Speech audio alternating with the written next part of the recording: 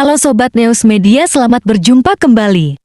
Penuh kontroversi, mengapa pemerintah DPR ngotot sahkan Undang-Undang RKUHP? Namun sebelum melanjutkan videonya, sahabat jangan lupa like, subscribe, komen, dan share videonya ya, agar kalian tidak ketinggalan berita terbaru lainnya. Sejak tahun 2019 silam pemerintah dan DPR kerap terkesan memburu-buru untuk mengesahkan rancangan Kitab Undang-Undang Hukum Pidana atau RKUHP. Masih segar dalam ingatan, pada tahun 2019 silam jelang akhir masa bakti DPR periode tahun 2014 sampai tahun 2019 yang ingin mengesahkan RKUHP memicu gelombang demo besar di mana-mana dengan tagar reformasi di korupsi hampir di seluruh daerah Indonesia. Penyebabnya, RKUHP yang ingin disahkan itu memuat pasal-pasal bermasalah yang mengancam kriminalisasi di tengah kehidupan masyarakat Indonesia. Aksi reformasi di korupsi itu pun menimbulkan setidaknya 5 korban jiwa, di mana yang paling tersorot adalah Imawan Randi dan Yusuf Kardawi, 2 mahasiswa Universitas Halu Oleo atau UHO tewas karena timah panas aparat saat demo di Kendari, Sulawesi Tenggara. Pengesahan RKUHP itu terus tertunda selama lebih dari 3 tahun terakhir. Pemerintah dan DPR pun gencar melakukan sosialisasi untuk memberitahu kepada publik mengapa diperlukan KUHP yang baru. Ada beberapa perubahan dalam draft RKUHP hingga kekinian direncanakan disahkan dalam rapat paripurna di Kompleks Parlemen. Selasa 6 Desember.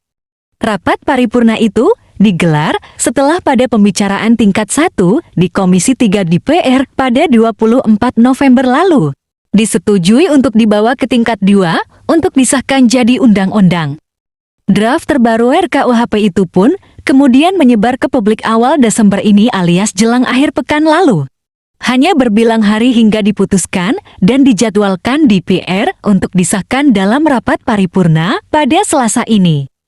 Namun, draft terbaru tersebut dinilai sejumlah elemen dari aliansi jurnalis hingga praktisi dan akademisi hukum masih memuat pasal-pasal bermasalah yang bisa mengancam kehidupan demokrasi.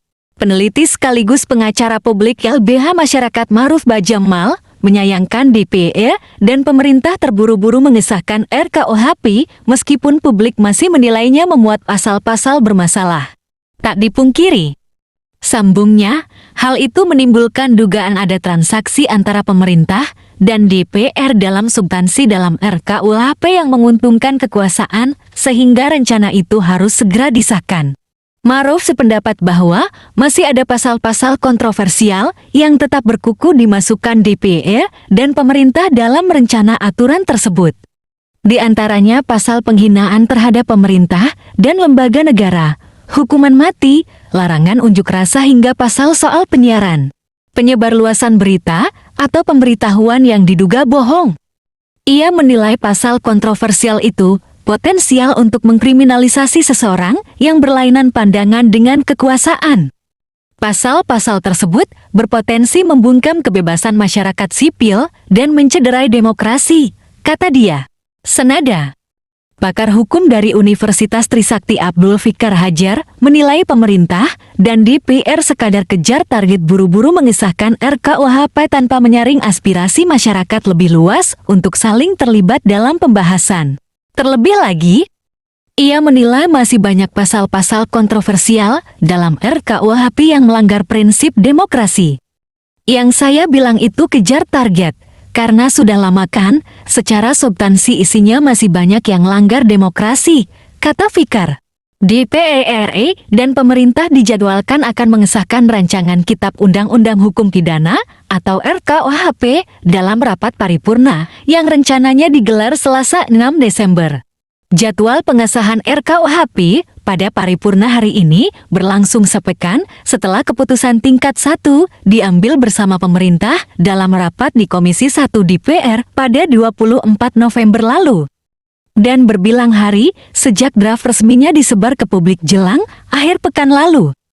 Demikianlah beritanya, jangan lupa dukung terus channel ini agar kalian tidak ketinggalan berita terbaru lainnya. Terima kasih.